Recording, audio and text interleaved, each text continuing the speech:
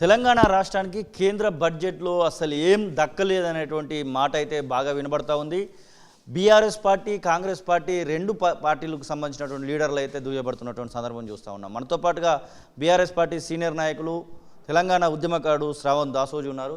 Sir, కేంద్ర బడ్జెట్ని అయితే చూడడం జరిగింది. కేంద్ర బడ్జెట్ని చూస్తే ఏమనిపిస్తుంది? తెలంగాణ విషయంలో కేంద్రంకి ఎలాంటి చిత్తశుద్ధి కనబడతా ఉంది? తెలంగాణ పట్ల పరిపూర్ణమైనటువంటి ఒక వివక్ష కేంద్ర ప్రభుత్వం చూపెట్టినట్టుగా భావించవచ్చు.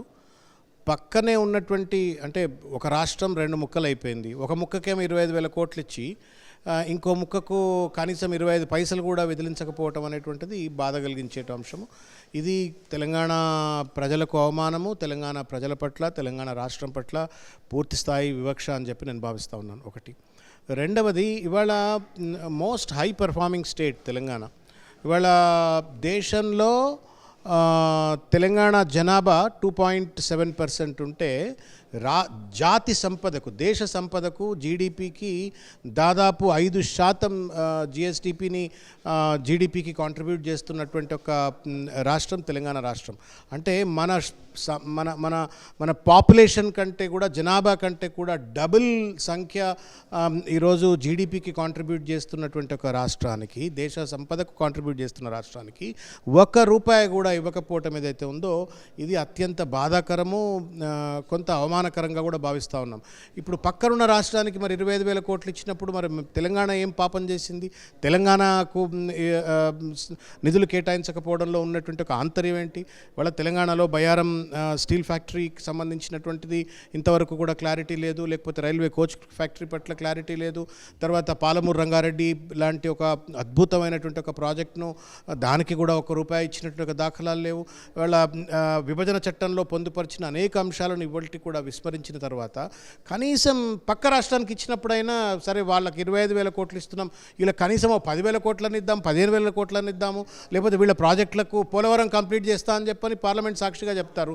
మరి పాలమూరు రంగారెడ్డి కంప్లీట్ చేస్తా అని చెప్పని, లేకపోతే దానికి అవసరమైన నిధులు కేటాయిస్తా అని చెప్పని ఎందుకు కేంద్ర ప్రభుత్వం చెప్పట్లేదు అంటే దీనికి ముమ్మాటికి కూడా కారణం ఇవాళ తెలంగాణ రాష్ట్ర ప్రతినిధులుగా ఇవాళ పార్లమెంట్లో ఉన్నటువంటి ఒక పార్లమెంట్ సభ్యుల యొక్క వైఫల్యము. దానికి తోడుగా ముఖ్యంగా రాష్ట్ర ముఖ్యమంత్రి రేవంత్ రెడ్డి గారి యొక్క వైఫల్యం కూడా స్పష్టంగా కనబడుతూ ఉంది. ఈ గత 6-7 నెలలుగా కనుక చూసినట్టయితే అనేక సందర్భాలలో నరేంద్ర మోడీ గారిని కలిసినారు, అమిత్ షా గారిని కలిసినారు, రిప్రజెంటేషన్లు ఇస్తున్నట్టుగా హెక్టిక్ డే అని చెప్పని పెద్ద ఎత్తున ప్రచారాలు చేసుకున్నటువంటి ఒక సందర్భాలు చూసినాం. మరి ఇంత పెద్ద ఎత్తున హెక్టిక్గా ఉంటూ పెద్ద ఎత్తున ప్రతిపాదనలు పంపినప్పటికీ కూడా కేంద్రం ఎందుకు ఇవాళ ₹1 కూడా ఇవ్వలేదు? ఇది తెలంగాణ సమాజం ప్రయత్నం మేము చేశాము, ప్రధానమంత్రిని పలుమార్లు కలిసామని తెలంగాణ రాష్ట్ర ముఖ్యమంత్రి రేవంత్ చెప్తున్నటువంటి మాట. పలుమార్లు కలిసినా కానీ మాకు కనీసం ఎక్కడ పెడచెవన పెట్టినటువంటి పరిస్థితి కనబడుతుందని చెప్తున్నారు వాళ్ళు. ఇప్పుడు రేవంత్ రెడ్డి గారు ఎందుకు సమాధానం చెప్పవలసిన అవసరం ఉంది అంటే, గతంలో కేసీఆర్ గారు నరేంద్ర మోడీ గారితో, కేంద్ర ప్రభుత్వంతో సయోధ్య తర్వాత సానుకూల వాతావరణంతో సత్సంబంధాలు నెలకొల్పలేదు.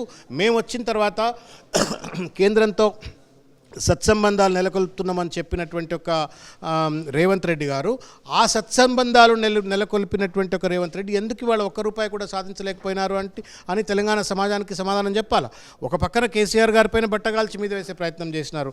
ఆయన మోడీ గారితో కొట్లాడుతున్నారు కాబట్టి ₹1 రాలేదన్నారు. మరి మీరు కొట్లాడతలేరు, సయోధ్యగా ఉన్నారు, సన్నిహితంగా ఉన్నారు, ఆప్యాయతతో ఆత్మీయతతో ఉన్నారు. ఉన్న తర్వాత మీరెందుకు ఇవాళ ₹1 కూడా సాధించుకురాలేకపోయినరు అనేటువంటి ముమ్మాటికి రాష్ట్ర ప్రభుత్వం యొక్క వైఫల్యం, ముఖ్యమంత్రి గారి వైఫల్యం. ఇవాళ అటు బీజేపీ 8 పార్లమెంట్ సభ్యులు, కాంగ్రెస్ 8 పార్లమెంట్ సభ్యులు, ఈ ఇద్దరు కూడా పార్లమెంట్లో ఏం చేస్తూ ఉన్నారు? ఎందుకు కనీసం మీరు పార్లమెంట్ బడ్జెట్ చదువుతున్నప్పుడు మాకు డబ్బులు ఇవ్వట్లేరు అని చెప్పని కనీసం ప్రొటెస్ట్ కూడా చెప్పేటువంటి ఒక పరిస్థితిలో లేరు, బలహీనమైన స్థితిలో ఉన్నారు అని అంటే ఇది తెలంగాణ సమాజానికి గండిగొట్టేటువంటి ఒక ప్రయత్నం, నష్టపరిచేట ఒక ప్రయత్నం. ఇది తప్పనిసరిగా తెలంగాణ సమాజం వీళ్ళందరూ చేస్తున్నటువంటి ఒక అలసత్వ వైఖరిని, తర్వాత మూర్ఖత్వ, బలహీన వైఖరిని తప్పనిసరిగా ఎండగడుతుంది. క్వశ్చనర్కి సంబంధించినటువంటి ప్రశ్నోత్తరాల సమయంలో స్పీకర్ ముందు నిరుద్యోగము అలాగే జాబ్ క్యాలెండర్కి సంబంధించినటువంటి అంశాలను బీఆర్ఎస్ పార్టీ ఎమ్మెల్యేలు లేవనెత్తేటువంటి ప్రయత్నం చేస్తే వాటిని తీసుకున్నటువంటి సందర్భాన్ని కూడా చూస్తా ఉన్నాం. నిరుద్యోగుల విషయంలో ప్రభుత్వం చిత్తశుద్ధిని ఎట్లా చూడవచ్చు?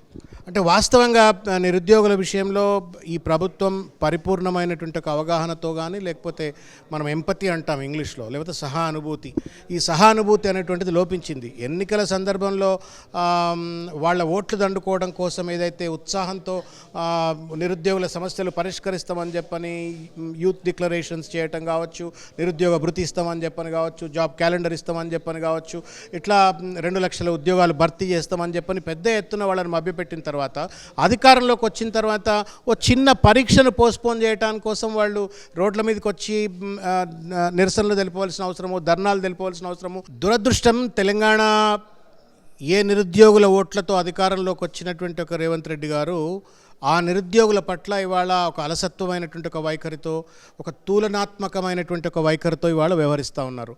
వాళ్ళు ఎన్నికల సందర్భంలో మీరు యూత్ డిక్లరేషన్స్ అని చెప్పని, తర్వాత అన్ఎంప్లాయ్మెంట్ అలవెన్స్ ఇస్తామని చెప్పని, 2 లక్షల ఉద్యోగాలు భర్తీ చేస్తామని చెప్పని, స్కిల్ డెవలప్మెంట్ సెంటర్లు పెడతామని, ఇట్లా రకరకాల ఎత్తున పెద్ద ఎత్తున వాగ్దానాలు చేసి వాళ్ళను మభ్యపెట్టి అశోక్ నగర్ వేదికగా, తర్వాత మిగతా చిక్కడపల్లి లైబ్రరీ వేదికగా అనేక వాగ్దానాలు చేసి వాళ్ళను రెచ్చగొట్టి వాళ్ళ అధికారంలోకి వచ్చిన తర్వాత ఇవాళ వాళ్ళ పట్ల ఒక సవతి తల్లి ప్రేమ ఇవాళ రేవంత్ రెడ్డి గారి ప్రభుత్వం అనుసరిస్తూ ఉంది. దానికి నిదర్శనం ఒకటే, వాళ్ళు న్యాయబద్ధంగా ఒకటి తర్వాత ఒకటి పరీక్షలు ఉన్నట్టయితే మా పైన ఒత్తిడి పెరుగుతుంది, కాంపిటేటివ్ ఎగ్జామ్స్లో ప్రిపరేషన్కు మాకు సరి అయిన సమయం ఉండదు, కాబట్టి దయచేసి పరీక్షలను కొంత రీషెడ్యూల్ చేయండి, పోస్ట్పోన్ చేయండి అన్న పాపానికి రోడ్ల మీద గుడ్లను కొట్టినట్టుగా ఇవాళ నిరుద్యోగుల పైన దాడులు చేసిన సంగతులను చూసినాం. అసలైన తొలి వెలుగు.